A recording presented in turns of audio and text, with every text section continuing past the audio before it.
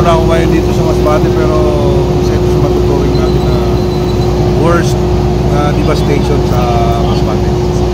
Kung kanina nakapag-ikot na tayo, nakapag-area tayo kanina, grabe yung damage. Itong bubong, ito yung pinaka mostly damage talaga ng probinsya. So, ginagawa natin ngayon, massive yung distribution natin ng food and non-food items. Yung Ticao Island, nakapag-distribute na tayo initially.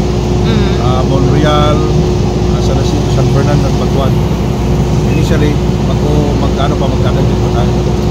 Also, yung sa 3rd district naman kanina galing ako ng Dimasalang, Quezon, distributed tayo. Kasama natin si Governor. Of course, the Governor is the incident commander. Kasama din natin yung mga officials ng Masbate.